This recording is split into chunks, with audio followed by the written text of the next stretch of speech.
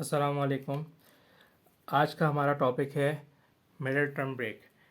अब ये हम लोग वैसे तो चैप्टर 3 हमें 7 में करना था, लेकिन अभी हमें करना पड़ रहा है चैप्टर 3 में, क्योंकि कुछ न्यूमेरिकल एग्जांपल्स ऐसी हैं जो अगर आपको ये नहीं समझाया गया तो वो चीज़ आपको समझ में नहीं आएगी। इसलिए यहाँ पर आपको एक बहुत आसान सा इजी टॉपिक समझा रहा हूँ। वो है हमारा मिडिल टर्म ब्रेक। इसे हम मिडिल टर्म स्प्लिटिंग भी कहते हैं।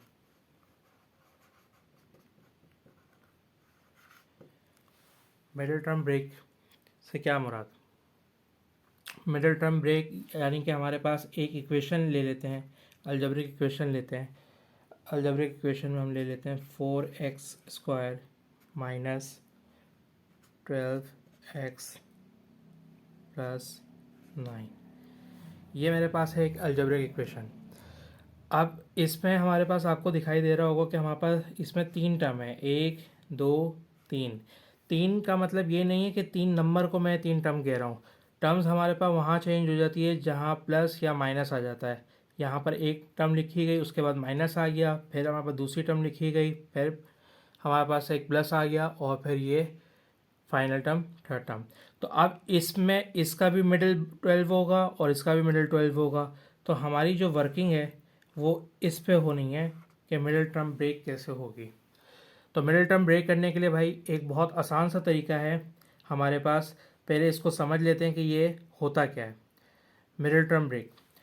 सबसे पहले तो 4 × 9, 4 × 9 क्यों? कि इसका एक रूल है। रूल आप सब लोग अपने पास लिख लें, मेरे पास जगह कम है तो मैं इसको सॉल्व करने के बाद आप लोगों को मिटा दूंगा। तो पहला रूल हमारे पास ये कहता है कि जो फर्स्ट टर्म है मल्टीप्लाई बाय थर्ड टर्म। पहली टर्म को मल्टीप्लाई कर दें लास्ट टर्म के साथ, आपके पास जो भी वैल्यू आएगी या जो भी नंबर आएगा वेरिएबल के साथ, आपने उसको एक साइड पे लिख लेना है। यानी कि अगर मैं यहाँ पर करूँ तो 4 9 36, यानी कि 4x² मल्टीप्लाई बाय 9। अब मैं इसको मल्टीप्लाई करूँगा तो मेरा आंसर क्या बनेगा? 4 9 36 और x²। यहाँ तक आप लोगों को बात समझ में आई होगी।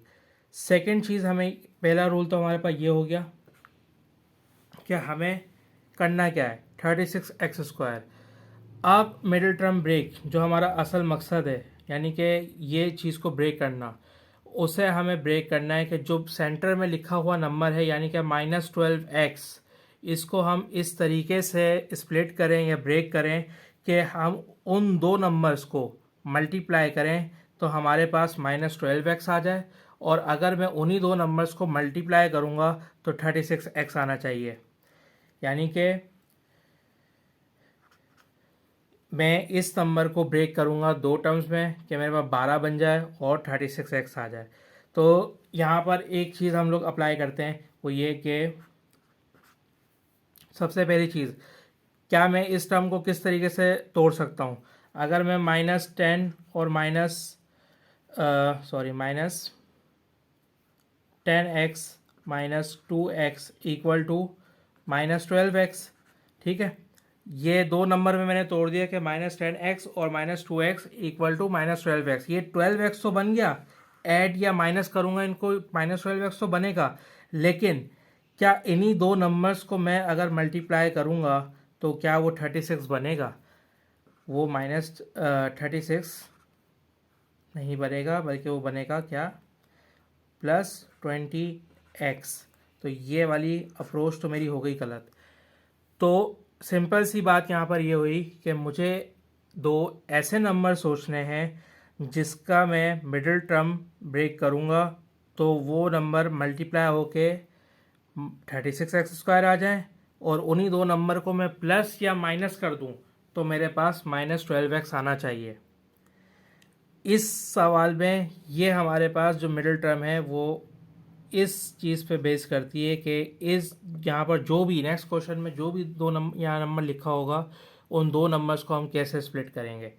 तो यहाँ पर मैंने आपको एक छोटी सी एग्जांपल दी कि मुझे 4 9 फर्स्ट टर्म को लास्ट और थर्ड टर्म से मैंने मल्टीप्लाई किया तो मेरे पास 36x² आ रहा है। अब मुझे दो नंबर एक ऐसे सोच रहे हैं जिनको मैं प्लस या माइनस करूँ तो वो -12x बन जाए, और उसी दो नंबर को मैं मल्टीप्लाई करूँ तो मेरे पास 36x² बन जाए। तो यहाँ पर ये अप्रोच तो हमारे पास नहीं लगी। मैं यहाँ पर इसको रब कर रहा हूँ,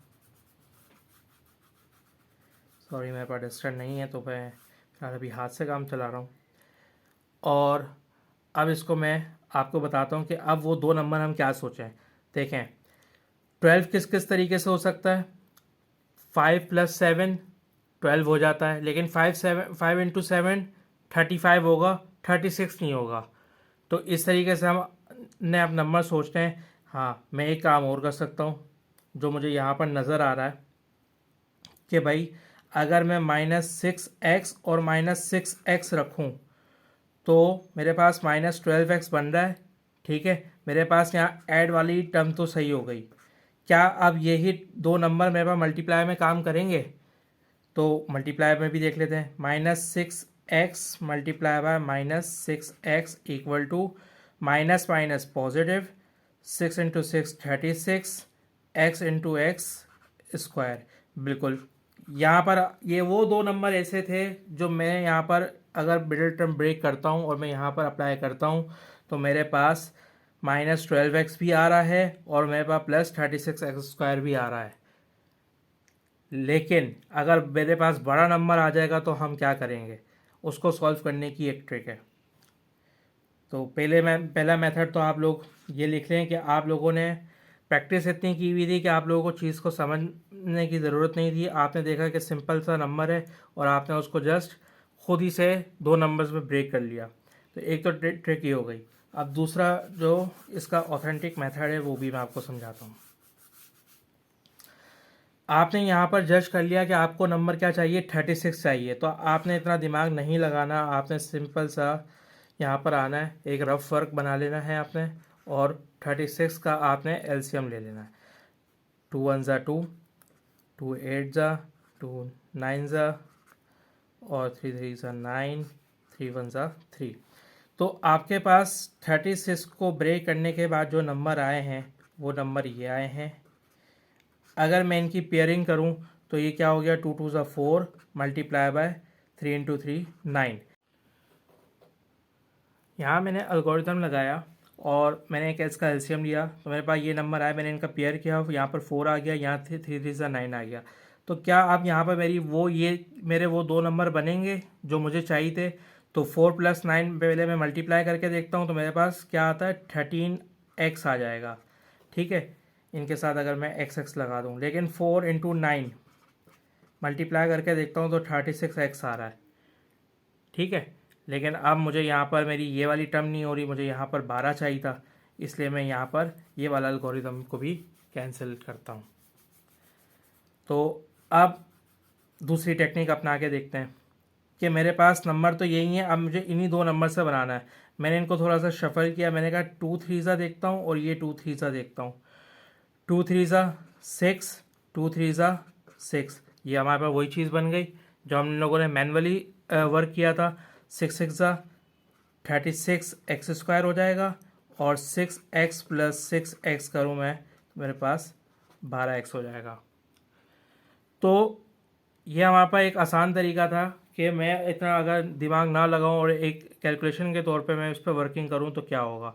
तो अब इसका सिंपल सा आसान सा ये हो गया कि आप लोगों ने रूल तो लिख लिए होंगे। मैं इसको यहाँ से एरेज कर रहा हूँ और अब मैं बताता हूँ कि ये सवाल सॉल्व होगा कैसे।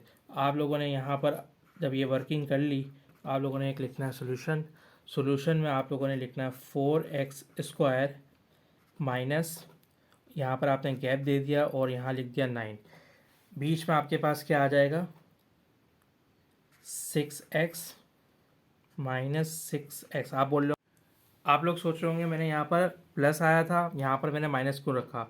देखें, ये चीज़ तो हमें पता चल गई कि हम लोगों ने प्लस करना है टर्म को, लेकिन यहाँ पर हमारे पास पॉजिटिव में 12x आ रहा है। मुझे -12x लाने के लिए क्या करना पड़ेगा, मुझे इन दोनों के साथ माइनस लगाना पड़ेगा, क्योंकि लेकिन होंगे तो ये दोनों ऐड, लेकिन साइन हमारे पास किसका आता है, बड़े नंबर का आता है, तो ये -12x हो जाएगा। तो अब यहाँ पर देखें, मैं इन दोनों नंबर को जोड़ता हूँ तो मेरे पास दोबारा नंबर पहुँचेगा -12x, और इन्हीं दो नंबर को मैं मल्टीप्लाई करता हूँ तो मैं कहाँ पहुँचूँगा, 36 पे। तो इसको थोड़ा सा करीब करके लिख लेते हैं। अब तो फ़िलहाल मैंने अभी आप लोगों को स्टॉप करवाया, और स्टॉप इसलिए करवाया कि हमारे पास जो टर्म आ गई थी, जो हम लोगों ने देखी थी, वो ये थी हमारे पास 4x² -6x + 9। ठीक है, हमारे पास जो क्वेश्चन था वो इस फॉर्म में आ चुका था। अब मैं यहाँ पर आपको ब्रेक इसलिए किया है कि मैं आपको पहले एक टॉपिक और है टेकिंग कॉमन लेने वाला, कि वो मैं आपको थोड़ा सा यहाँ ब्रीफ कर दूँ। अब यहाँ पर हमारे पास क्या है कि फ़िलहाल मैं दो टर्म्स की बात करके चलूँगा, कि मेरे पास 2x + 4x²। अगर मुझे इन दो टर्म्स में, ये दो टर्म्स है, अब मुझे इन दो टर्म्स में से कॉमन लेना है, तो कॉमन का मतलब क्या है, कॉमन का मतलब सिंपल एक ये है कि जो भी नंबर आपके पास इस दोनों टर्म्स में आ रहा है, आप उसको कॉमन ले लें।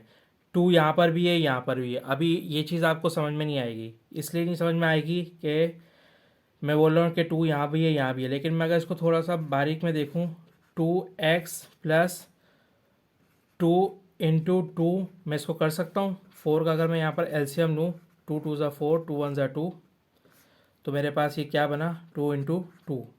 तो ये अगर मैं दोबारा मल्टीप्लाई करूँगा तो ये 4 बन जाएगा। और इसके साथ x के ऊपर भी पावर है, मैं x को भी इस तरीके से ब्रेक करके लिख सकता हूँ, दोनों की पावर 1 है, +1 है। जब मैं इन दोनों को ऐड करूँगा तो दोबारा स्क्वायर हो जाएगा। तो यहाँ तक अभी मैथ्स का कोई भी रूल ब्रेक नहीं हुआ। तो यहाँ पर एक 2 है इस टर्म में, और एक इस टर्म में 2 है। बेसिकली इधर दो 2 हैं, तो यहाँ से मैंने एक एक 2 कॉमन ले लिया, और यहाँ से मैंने एक एक x कॉमन ले लिया। तो मेरे पास क्या बाहर आ गया, 2x। अब जब यहाँ से 2x दो पूरा ही बाहर जा चुका है, तो यहाँ क्या बचा, 1। यहाँ से एक 2 बाहर चला गया है, यहाँ एक 2 बचा था और एक x बचा था, वो मैंने यहाँ पर लिख दिया। ये हमारे पास इसका क्या हो गया, कॉमन लेना। ये इसका एक कॉमन लेने का तरीका होता है। लेकिन अगर आपके पास कोई बड़ी टर्म आ जाएगी तो आप इस तरीके से ब्रेक करते करते जाओगे तो आपको बहुत टाइम लग जाएगा। तो इसको सॉल्व करने का हम यहाँ पर एक सिंपल तरीका और देखते हैं, वो ये कि 2x + 4x²। आप देखें कि यहाँ पर जो कोफिशिएंट लिखे हैं, मैं सिर्फ वो कौन से टेबल में आ रहे हैं, वो दोनों एक ही टेबल में आ रहे हैं या नहीं आ रहे हैं। जैसे कि यहाँ पर 2 × 1 = 2, 2 × 2 = 4, ये दोनों 2 के टेबल में आ रहे हैं। तो आपने क्या किया, इसको डिवाइड बाय 2 आपने कराया, और यहाँ पर जिस चीज़ नंबर से आप डिवाइड कराएंगे वो आप लिखेंगे एक ब्रैकेट से पहले। अच्छा, यहाँ पर एक चीज़ और, कि दोनों टर्म में x भी मौजूद है। मैं डिवाइड बाय 2 तो किया है मैंने इसके साथ x भी लगा देता हूँ। तो जो टर्म से मैं डिवाइड करूँगा वो मेरे पास ब्रैकेट से पहले आएगा। अब यहाँ पर आप लोग चीज़ देखें क्या होगा, कि 2x + 4x² divide by 2x। ठीक है, अब इस चीज़ को फ़िलहाल आप भूल जाएं और इस चीज़ पे फोकस करें।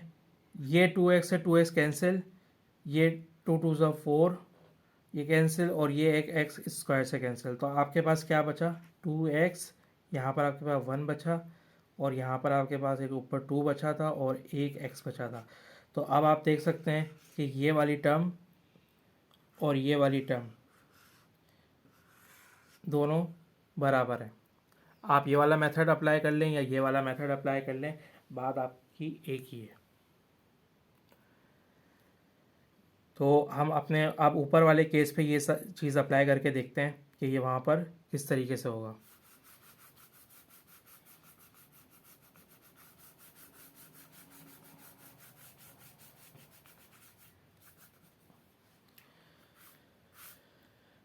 देखें, 4x² -6x -6x + 9, ये अब हमें यहाँ से कॉमन लेना था। तो मैंने सबसे पहले तो अभी हम लोगों ने दो मिडिल टर्म में कैसे ब्रेक करते हैं वो किया, हमने यहाँ पर पेयरिंग कर ली। पेयरिंग करने के बाद हम नेक्स्ट स्टेप में आए, मैंने देखा कि ये दोनों जो हैं वो 2 के टेबल में आते हैं, और दोनों टर्म में एक्स भी मौजूद है, तो मैंने यहाँ पर 2x लिखा। आप समझ लें कि मैंने डिवाइड वाली एक लाइन लिखी है, तो मैंने यहाँ 2x लिखा और मैंने यहाँ पर 4x² से 2x डिवाइड कराया, -6x से 2x को डिवाइड कराया। उसके बाद माइनस मेरे पास आ गया यहाँ पर एज इट इज़, और यहाँ पर दोनों कौन से टेबल में आ सकते हैं, दोनों हमारे पास 3 के टेबल में आते हैं। 3 2 6 और 3 3 9, और दोनों टर्म में x मौजूद नहीं था, यहाँ पर सिर्फ एक ही जगह मौजूद था, तो मैंने यहाँ पर x नहीं लगाया। तो मैं यहाँ पर सिर्फ क्या डिवाइड कर रहा हूँ, 3 से डिवाइड कर रहा हूँ। ठीक है, x से स्क्वायर कैंसिल, 2 से 2, और ये 3 से, और ये x से, तो आपके पास क्या बचा, 2x, यहाँ से 2x बचा आपके पास, बाकी सारा कैंसिल हो गया था। ऊपर से यहाँ आपके पास 3 बचा, ये बाकी पूरी टर्म कैंसिल हो चुकी है। उसके बाद ये -3 एज इट इज़ आ गया, 3 2 ज़ा 3 3 ज़ा, तो आपके पास बचा 2x और -3। अब आप यहाँ पर एक सवाल और कर सकते हैं कि यहाँ पर प्लस था, यहाँ मैंने माइनस क्यों लगाया। हमारे पास मैथ्स में हम वो रूल अप्लाई करते हैं कि जो स्टेप हमने आगे किया, अगर मैं वही स्टेप को रिवर्स करूँ तो क्या मेरे पास वही चीज़ बनेगी जो मेरे पास क्वेश्चन था। अगर मैं इस सवाल को दोबारा से मल्टीप्लाई करूँ, 2 2 ज़ा 4x², 2 3 ज़ा 6x, -3 2 ज़ा 3 2 ज़ा 6x, माइनस माइनस प्लस 3 3 ज़ा 9, ये हम पहुंच गए इसी वाली कंडीशन पे। तो यहाँ पर हम लोगों ने मैथ्स की कोई रूल ब्रेक नहीं किया। अगर मैं माइनस माइनस करूँगा तो ये प्लस ही बनेगा, इसलिए मैंने वहाँ पर माइनस रखा है। अब यहाँ पर आप लोग दोबारा देख सकते हैं, अब ये मेरे पास कितनी टर्म है, ये मेरे पास एक टर्म हो गई और ये मेरे पास 2 टर्म हो गई। हम प्लस या माइनस के बाद टर्म चेंज करते हैं। तो यहाँ पर अब आपने देखा कि भाई मेरे पास 2x-3 और 2x-3 यहाँ भी है और यहाँ भी है, मैंने दोबारा से कॉमन ले लिया। 2x-3 मैंने यहाँ पर लिखा, और बाय चांस मेरे पास 2x-3 जो बच गया वो मैंने यहाँ इस ब्रैकेट में लिख दिया।